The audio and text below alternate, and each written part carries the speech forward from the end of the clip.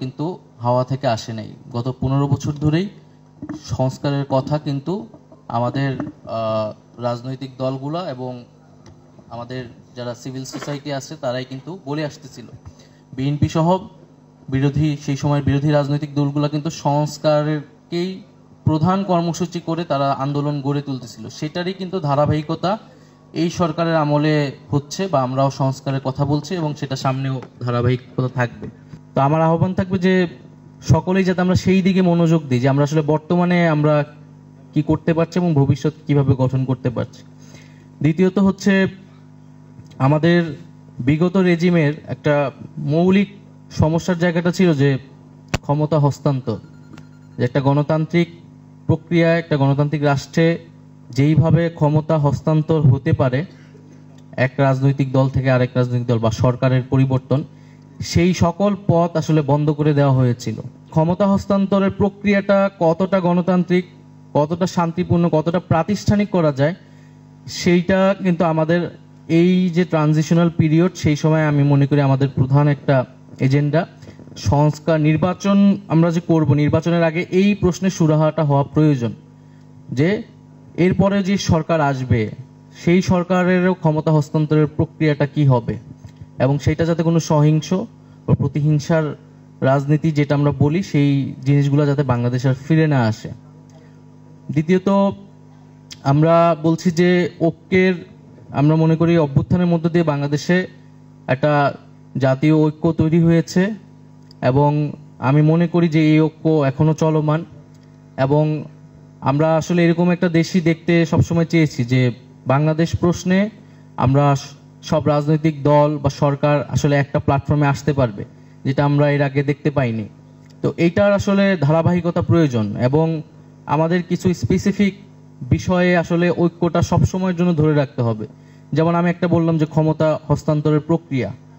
দ্বিতীয়ত হচ্ছে আমাদের যে সংবিধান, আমরা একটা নতুন সংবিধান বা সংবিধান পুনর্লিখনের কথা বলছি, কারণ আমরা মনে করি যেই একটা মুজিববাদী বন্দোবস্তের মধ্য দিয়ে যে সংবিধান রচিত হয়েছিল সেখানে মানুষের বা আমাদের মুক্তিযুদ্ধের আকাঙ্ক্ষা প্রতিফলিত হয়নি, এবং বাংলাদেশকে নিয়ে যে আমাদের প্রতিবেশী দেশের যে ইঞ্জিনিয়ারিং, সেই ইঞ্জিনিয়ারিং কিন্তু আসলে আমাদের বিগত কনস্টিটিউশনে প্রতিফলিত হয়েছে।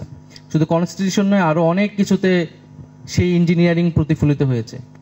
ফলে আমরা যদি সেই ঐক্যের জায়গাটা রেখে নতুন কনস্টিটিউশনে যদি আমরা আমাদের মুক্তিযুদ্ধ এবং যে জুলাই গণ অভ্যুত্থানের যে আকাঙ্ক্ষা সেটার প্রতিফলন ঘটাতে না পারি, তাহলে আমাদের যেই ভবিষ্যৎ রাজনীতিক জার্নি বাংলাদেশে সেটা ব্যাহত হবে।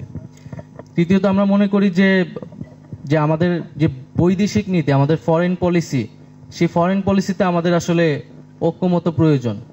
রাষ্ট্রের একটা একক ফরেন পলিসি থাকবে, সেখানে সরকার পরিবর্তন হবে, দল পরিবর্তন হবে, কিন্তু স্টেট ভিশনকে সামনে রেখে সেই ফরেন পলিসিতে যাতে সবাই ঐক্যমত করে। কিন্তু আমরা দেখি আমাদের বাংলাদেশের হিস্ট্রিতে আমরা দেখি এক এক দল আসলে তার বৈদেশিক নীতি এক এক রকম হয়ে যায়। এক দল আসলে সেটা ভারতমুখী সরকার হয়, আরেক দল আসলে সেটা ভারত বিরোধী বা অন্য দেশমুখী সরকার, এইভাবে পড়তে হয়।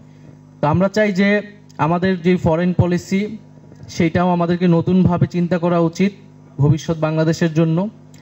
এবং তৃতীয়ত হচ্ছে আমাদের যে অর্থনীতি এবং ব্যবসা, সেক্ষেত্রেও আমাদের ঐক্যমত্যটা প্রয়োজন। আমাদের যে লুটেরা এক ধরনের ব্যবসায়িক শ্রেণী তৈরি হয়েছে যারা টাকা পাচার করেছে কেবল, তার বিপরীতে আমরা কিভাবে আমাদের দেশপ্রেমিক এবং সৎ ব্যবসায়ীদের আমরা সহযোগিতা করতে পারি সেই বিষয়ে আমাদের ভাবা উচিত, কিভাবে আমরা একটা জাতীয় অর্থনীতি গড়ে তুলতে পারি। এবং এগুলোর পাশাপাশি আমাদের শিক্ষা, স্বাস্থ্য এবং দুর্নীতি বিষয়ক যেই নীতিগুলো, সেই নীতিগুলোতেও আমাদের এক ধরনের ঐক্যমত প্রয়োজন।